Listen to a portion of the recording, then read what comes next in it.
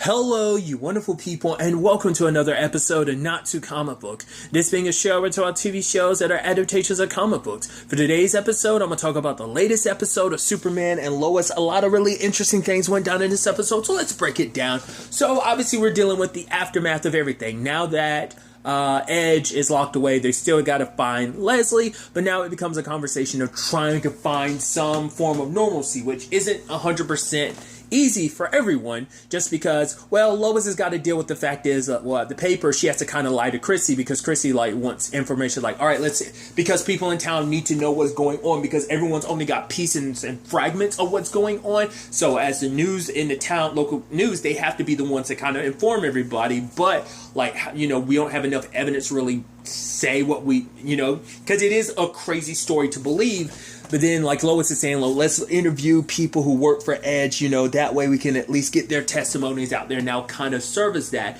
But Chrissy wants confirmation from the DOD. If it comes from a government official being yeah, this is what happened, it's dude, people are going to more likely believe it because it's going to sound more official. Obviously, Lois knows her dad's not going to be all about it, which turns out he's not, which understandably so, because it's right, because how much of the story do we tell the truth of? Because even if we give them enough, it's still going to be we're still going to end up lying to the public, because it's right, do we tell them that Morgan Edge is a Kryptonian? Specifically, he's Superman's brother. So the last thing, you also don't want to make that connection of this bad guy is Superman's brother. It's going to throw some shade Superman's way. Regardless of him stopping it, it's still going to be whoa. This happened. That was your brother. How do we know we can trust you? That can turn into a whole conversation in itself already. Which, it's already been a conversation the entire show, but only a select few people were aware about that conversation. Now you have a lot more people publicly. People already, there's already a little bit of natural fear in some shape or form. More people are a little more probably hopeful on the forefront, but probably, this whole Smallville thing showed you what fear can do to people, how they will just need someone to blame. So it is a thing of Superman being this powerful being could backlash, and they'd be whoa, but how do we know Superman won't turn evil? Yada yada yada. Once again, conversations already happened, but it's in a small circle of people. The general public hasn't had to worry about that. But, so it's the thing of you understand where Sam's coming from. He's oh, it'll blow over. But that's also the mentality a lot of people have. Kyle and Lana have to deal with the fact is that literally the entire town is turning against him. Even the mayor's right, don't worry, we're going to make sure everything's okay. And then the mayor literally is stabbing him in the back because to save his own hide for a potential re-election, he's throwing them under the bus. Because even Kyle, once again, made the point, he was kind of on the forefront with this, but there were plenty other people that backed his play on this, but the conversation comes up later on, rather than taking responsibility of being they played their own part in this, rather than being because no one wants to admit, they're the reason why they ended up in the circumstances they are. Yes, there's the complicated thing of, Lana and Kyle played their own role, but so did every other people in town. Some people were jumping at the opportunity to work with Morgan, and it's we didn't know what was going on either. It's oh, sure you didn't. It's no, they're just as much as victims as you were. And when you thought everything was copacetic, you were quick to jump, because a lot of you are oh, we need jobs. So it is messed up that Kyle and Lana are suffering, getting the blunt of that blame. Everyone had a part to play in it. And the sad thing is too, it's trickling down. We don't see it with Sophie, but we do see it with Sarah, at least dealing with the ramifications of people kind of she's why would I show up at school when I have to deal with this garbage from people? People treating me differently, and not just talking about me, but talking smack about my parents, behind their backs as well. So Jonathan and Jordan are trying to live normal lives. It's well, how do we live normal lives considering the fact is this is our lives are especially because we know the truth about everything. Especially because Jordan, there's also the complicated thing of right. Once again, it's the conversation of when will you ever tell Sarah the truth about your circumstances? Yes, she knows some of the truth. She doesn't know all the truth, but also revealing your truth might reveal your dad's secret, and your dad's secret is your dad's secret. Your secret is yours, but by telling someone your secret, you kind of expose your dad's secret by proxy. So, that's a whole conversation. But then also Jonathan, also doesn't really have the only other person he can talk to about everything is Jordan. But he hits it off with Tegan and was like, oh, that is interesting. Last time we did talk, Tegan wanted nothing to really do with you. She didn't really seem like she was, I mean, she was kind of, she even said it like, oh yeah, like I was just, you seem sad. I took pity on you and I just, I was just trying to be nice. Nothing more. But now she wants to hang out. They own a car ride and everything. And then she started bringing up stuff about Sam, his grandfather. I'm like, okay, that doesn't. I'm like, and she's like, oh yeah, you live around here. And I'm like, he's like, how do you know that? She's like, oh yeah, it's someone. I was like, I start getting super suspicious. I'm like, what the hell is that about? But then it's like, no, she's just digging for information, which I'm still a little suspicious about, because it's like, right, I guess it's like, right, you're kind of the person that like gets into the know about everything, and so you're gathering up information about Jonathan, because even later on being like, oh yeah, what do you think would happen? Can you believe all the craziness? Like, oh, so and so said like they believe they saw someone flying, and it's like, he's like, yeah, that's craziness. And then Jonathan's like, right, you're only hanging out with me because you want to know what happened. She's like, everyone wants to know what happened. He's like, yeah, you want to be the one that breaks the news to everyone. He's like, you know what, I think it'd be better if I just walk home. Because she's like, no, like, yeah, I'm asking all these questions, but we're hanging out. It's like, no, it just, like, it doesn't seem like you're hanging out with me because you want to get to actually know me. You're just hanging out with me because you want to pump me for information, because you only find me interesting now because my family's in the center of this big mystery in Smallville. Like, no, I don't mean anything to you. So like, you kind of feel a little bad for Jonathan, because it's like, right, he's getting punished later on, grounded, but it's like, yeah, he suffered enough punishment already when like this girl who he's kind of into kind of used him. It's like, yeah, that's gotta suck. And then like, Jordan's just trying to help out Sarah, who's not feeling the best. He wants to be there for her and being supportive. So I mean, I think that's good. But at the same time, it's like, yeah, he skipped out of school. But it's like, I think he had very chivalrous reasons, but it's still kind of like, you don't get to like get brownie points just because you were canoodling off of your girlfriend type of thing, So obviously, I thought it was really interesting. I like when we saw John fly off last episode, I was like, oh, like, I guess it's oh no, he's living there. That's interesting. And it's so weird that Clark and him, like, he's bringing John food and stuff like that. And obviously for John, it's like, yeah, he's enjoying, like, everything. It's like, yeah, the food and board is awesome, but it's like, eventually I'm gonna have to find my own place in this world, It's like, I gotta start making this Earth my home. Because I was like, I guess there's not really,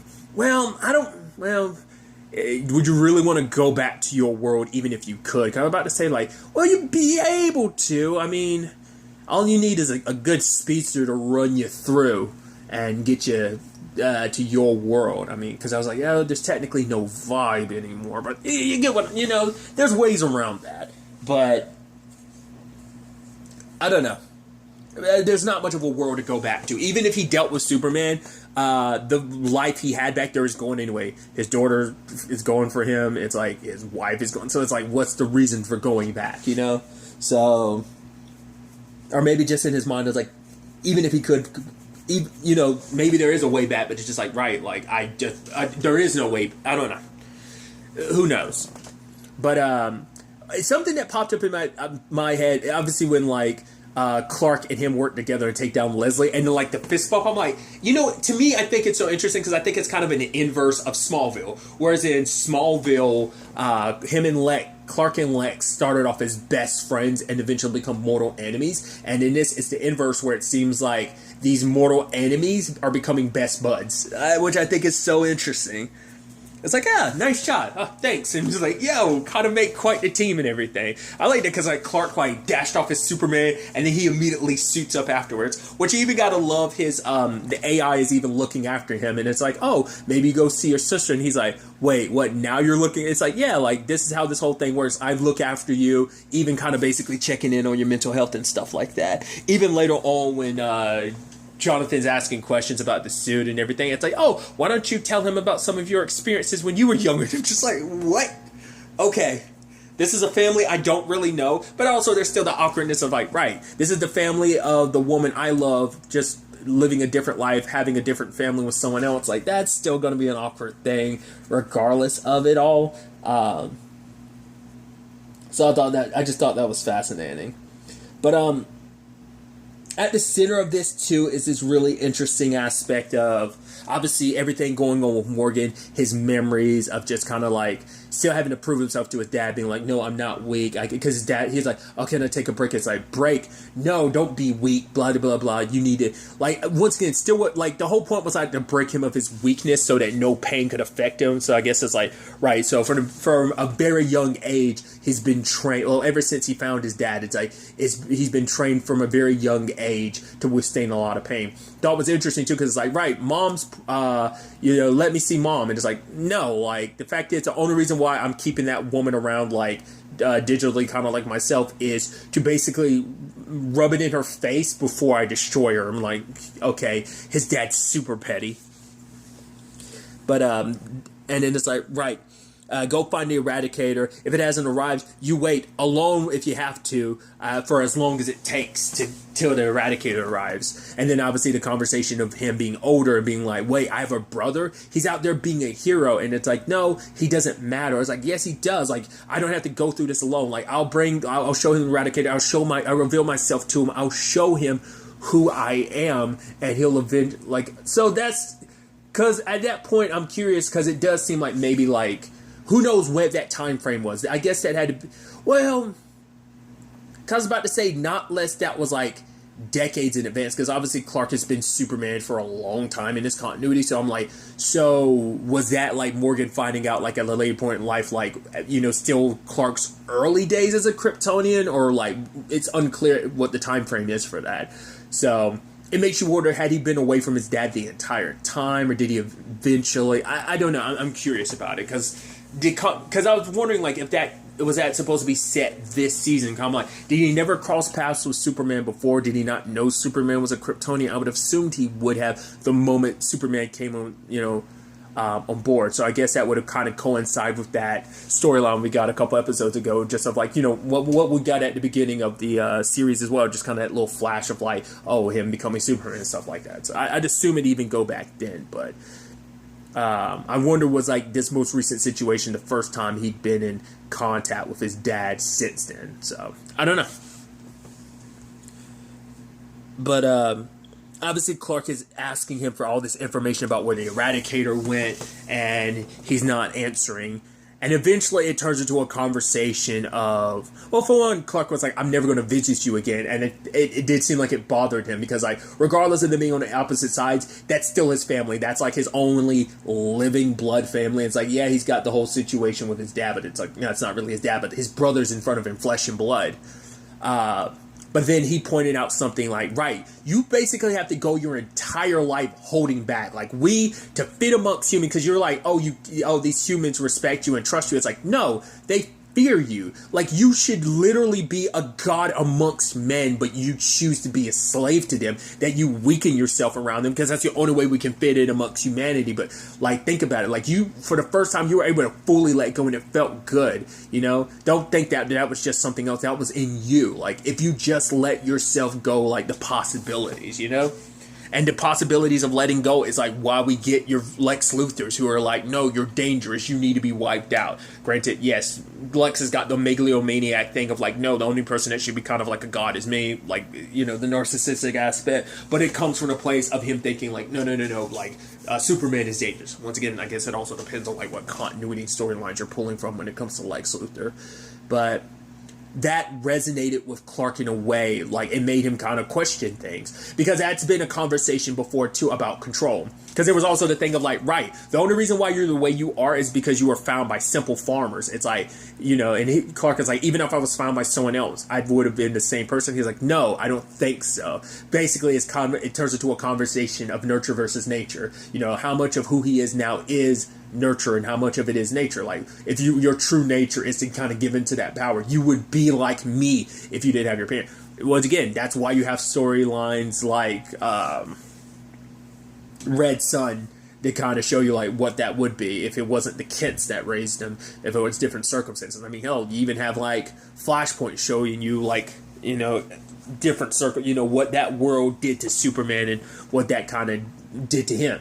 So it's really, really interesting, because before Sam had made the decision that he's going to get rid of all the kryptonite-related weapons. We'll keep a few on tap just because of Leslie and Edge, but enough to kind of keep them occupied. So it's only going to be a handful, but every other project we're shutting down. All the weapons, we're going to put them in cement and kind of drop them. He's like, I shouldn't have. Like, the fact is, I trust you, Clark, and I'm never going to doubt you again. But then Clark later on is like, yeah, keep some of these weapons. It's like, what? He's like, I need you to keep them if anything ever happens to me, because if without these weapons, there's nothing that can really stop me except for magic. But we haven't covered magic in this universe because we don't know. You know, I would assume that, I mean, that's also the thing too, like, at what point in his career is this, like, I mean, we're pretty late into his career as Superman, but we don't know the full roster of his rogues gallery of, like, what villains he's crossed paths with. Like, you'd assume he'd cross paths with some more, like, DC magic-related villains, but it's unclear, you know? So, it does beg the question, like, because I'm about to say, like, I don't know, magic could kill him. It'd be... I think it's not as surefire as kryptonite, but magic can still do it. But it's like, yeah, if you want something more on hand, readily available, well, slightly more readily available would be kryptonite. So that's interesting. Which even Sam ends up calling Lois about it later on, being like, yeah. Which Lois already wasn't in the best mood because, well, for one, she ended up coming home to find out, wait, Jonathan was skipping school. What? Okay, there's that. Plus, she had her fallout with Chrissy because Chrissy's like, oh, you're protecting the DOD. She's like, no, it's not. No, I see how it is. You're supposed to be against the man, not helping the man. That's the type of reporter you've always been. You've always kind of told it like it is. You kind of, get the, because she's always been someone who spoke the truth. And now it's like you're being hesitant because, like, oh, you're protecting the DOD. In actuality, she's protecting her family, but... That's for her, the struggle of like, wait, what are you talking about, Clark? And he's like, I don't, what if I get controlled or manipulated? She's like, no. And even if you did, we've seen that no matter what control happens to you, you were able to fight off Zod. Your heart will always win over that. So, and I love that whole thing. At one point, she's just like, I'm sorry, I'm yelling at you, but I'm going to have to stay mad right now because I need to go get Jordan, and I need to start yelling at him. So she's like, I need to stay in this mad mood because if I let it go now, then I'm going to have to rear myself up again just to go at Jordan. So I just thought that was, fascinating.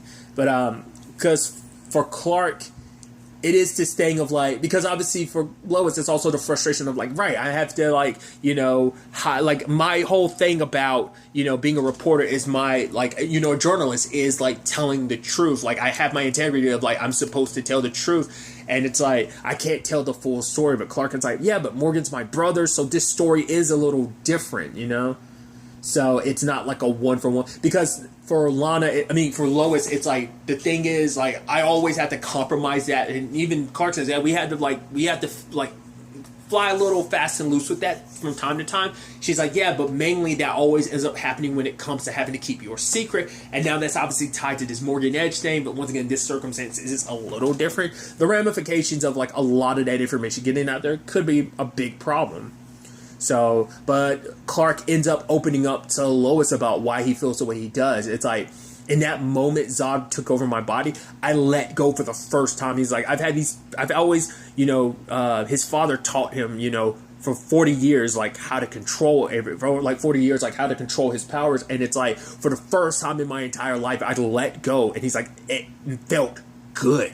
Really good, and that scares the crap out of me of like, what if I ever get put in a situation where I'm manipulated or controlled and I let go again because it felt so good, like there is a possibility, it starts feeling so good that it's like, right, I might start loosening my grip and I might start making excuses. Like, I can push it a little further. I'm using 20%. I can push a 23%. I can push a 40. I can push to you like going full force, which is always an interesting conversation that doesn't always get covered in superhero stuff, but there are conversations I feel like that have been had about Spider-Man in that regard. I think it's more so like a comics thing that covers it. I don't know if I don't even think the animated stuff ever covers it, but the whole thing of like, right, Spider-Man is superhumanly strong, like to a certain extent. He always has to hold back because you don't want to hurt someone. Same thing for Superman. Once again, you are a literal god amongst men. Unless you're going toe-to-toe with Darkseid where like, I don't know, I need to go all out or this SOB will, I don't know what I was about to spell, SOB will kill me. Same thing for like Doomsday, like something of that level. But any other like human person, you kind of have to hold back because you don't want to end up accidentally murdering somebody. So that was it, and once again, it's just the whole conversation because he's teaching Jordan about control. Obviously, there was an earlier point in the season where, like, they were trying to shoot tag and they shot him, and he kind of was like, back down. Like, it was that conversation of every time I use my powers, that trust is being tested over and over again. And we're kind of coming to, like, and he gave that speech to Jordan, and now that's kind of getting thrown back at him. We're like, honestly, I let go and it felt good, I'm here, like, that's also a thing, too. Like, how can I tell Jordan about control and everything, and I'm potentially at risk of losing it? So, Lois is like, she doesn't 100% agree with it, but, if it will make him feel better, fine, but we're not leaving it to the DOD's hands. So, he talks to Sam, he talks to, John, who's going to talk to Sam, but John's like, really? I'm supposed to be moving past this. My entire life can't just be around killing you. He's like, that's good. But the fact of the matter is, you came here to save this world for me. I'm just asking you to keep doing that. Because it is, once again, the irony of, like, right, I've literally spent my entire mission here trying to kill you, and then we're good now, and now you're telling me, now I want you to look over these weapons that could kill me. It's like, what? It's interesting. You kind of got what you wanted in the end. Granted, it's like, I don't want you to kill me, but I need this world to be prepared, like, because there's just this is the one thing in this world I can never protect this world from. Me. If I ever went buck wild, I need to know that this world will be safe in that regard, I just think that's so fascinating. Just like that argument back and forth between him and Lois about it is just so interesting. But obviously, going back to Lana and Kyle's family, dealing with everything, I'm assuming that's why everyone's giving him... I'm sure there's a lot of people who are just personally throwing shade at Lana and Kyle. I'm sure the mayor's not helping either. We saw it at the police department, but who's to say, like, what other constituents of his he's not, like, being a mouth breather towards and just kind of talking mad crap and throwing mad shade towards that family. But, because Kyle even suggested, like, well, what if we leave? Which Lois is like, Lana's like, wait, no, are you serious? He's like, these is our family. These people are like family. But that's the thing. Like, Kyle has a point of, like, right, like, we've lived here our entire, like, so much of our lives. Like, we've grown our family here, and these people were like our neighbors. These are people we cared about. You even say family, yet in an instant, they were able to turn their back on us. It's like none of the relationships we had, like, the decades of building up bonds with these people, it meant nothing in an instant, So it is enough to make you want to leave. And even Lana's thinking, like, right, you might be right. Maybe we should leave. But Kyle's like, it'll be all right. So I guess he's second-guessing leaving, too, because that's the thing. Like, they built their lives here. Their children's lives are here, so they kind of uproot all that. Maybe it'll go away, maybe not. Lois does kind of give some information to Chrissy at the end. It's like, right, here's some stuff my dad signed off on. I was about to say, did he actually sign off on? But I guess he, like, didn't have much choice in the matter. So it's like, Lois probably stressed to him, like, what this town is doing. It's literally tearing itself apart. It's turning neighbors against neighbors. It's a very, like, which that's, isn't that a whole Twilight Zone episode about, like, oh, people in the town... I'm sure, like, there's other iterations of this storyline, but, like, oh, people don't know whether to trust their neighbors. Or, like, maybe you're the alien. No, you're the alien. Now that I'm thinking about it, was that SpongeBob episode kind of supposed to be a spoof or kind of, like, reference to that? Whatever the case may be. I'm wondering. But, and then you find out, it's like, no, the aliens just basically sat back and watched you destroy yourselves. Like, that's kind of what's happening in this regard, to a certain extent. More so than it, but sadly, the main person getting the raw end of the deal is Kyle and Lana's family. They're the ones kind of suffering. Like, no one else is getting it nearly as hard as they are, or even getting it at all. They're the ones suffering the ramifications. Like, even to the point Sarah's like, yeah, I'm tired of, like, these garbage people. So what will they do? We'll have to wait and see. But then we have the whole situation with Morgan kind of saying goodbye to his dad. So I'm like, okay, what is up with this? Like, okay, so because I was like, okay, so the whole plan is for you to die. Like, in what facet? And then, like I brought up, I was like, so is he going full Super Saiyan God here or something? And then, like, the blue eyes and everything. So I'm like, okay, so is Morgan dead? Did he become, like, the super Kryptonian or something like that? Even to the point, like, the kryptonite didn't stop him. And which, obviously we've seen Superman push past that, but, like, they maxed it out and it still wasn't enough to slow him down. He didn't just, like, he radiated some energy. I'm like, all right, that's some next level stuff. Like, some blue energy shot from him. either knocked those soldiers out, I'm pretty sure killed them, and he just like bounced. And Clark can't find him anywhere in the world, and it's like, I have no idea where he is. Oh, because he's not on Earth anymore. He's literally in deep space. Which, once again, that conversation of like, is Clark are they in close enough proximity to the atmosphere where they can still get oxygen? Once again, it's still unclear, because like Supergirl built that rules where it's kind of like, no, she can't fly in space without a suit. That's why I'm wondering, like, is he just like literally on the cusp, the curve of the Earth, where he's still enough in the atmosphere where he's able to get oxygen? Could they have it going full blown deep space? Well, no, because like, well, when Clark was going after John on his Earth, like, they were in deep space at that point in time, weren't they, if I'm not mistaken? So, like, they flip-flop on that so much. I'm so unsure sometimes, but I think he doesn't need a suit. Maybe just, I think even the animated stuff made it so he needed a suit, but I think that was, like, super, super deep space. Like, it might be a thing of, they might be doing an Invincible thing of, like, hold your breath. Maybe that's what that did. I don't know. But then it's like, okay, so what is Morgan doing? You know, where did he go? Oh, that sucker's over there absorbing solar energy from the sun itself. I'm like, oh, cool. You're overcharging yourself. I'm like, for what purpose? And it's like, right, you're going to be the Eradicator. So, okay. I wasn't sure. I brought it up last episode, like I said, referencing like, oh, a super Kryptonian.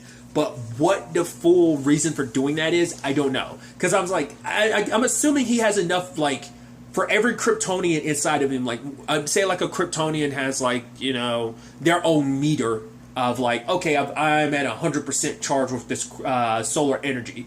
Well, because he has multiple Kryptonians inside of him, like, so he can have multiple 100% charges. Say like, for example, there's like 500 Kryptonians inside of him. Each one, that's 500 fully charged Kryptonians. I don't know whether that's kind of what it is, whether it just naturally increases his like capacity for like energy.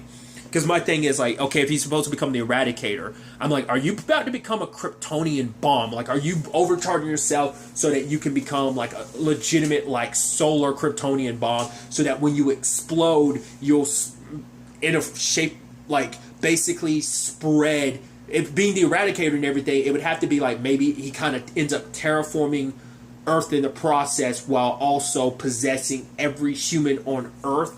And with, like, it's not even a thing of, like, right,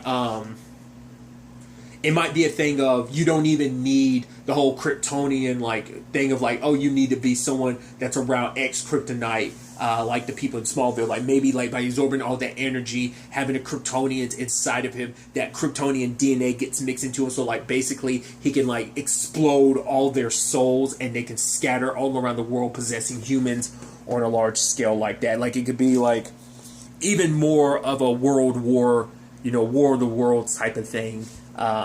Even more so than what we were getting at Smallville, because it was like Smallville was just the tip of the iceberg. This could be what that be. Like I said, if that's what it is, if he's supposed to be some bomb, I'd assume with the whole Eradicator, it sounds like a eradication of a species. So it sounds like, oh, you're going to kill the human race by having them fully integrated with these Kryptonian consciousnesses, and in the process you're going to die because you're literally going to blow up, but like you'll spread whatever this is that you're doing across the world. My current thought, I don't fully know if that's really where this is going to go. We'll have to wait and see. There's only 2 episodes left in this season. It's going to be crazy to see where all of this ends up taking us going forward into the next episode. But really, that's all I want to talk about. So the next time we meet, be happy, be safe, live life to the fullest, enjoy it. Good day and goodbye.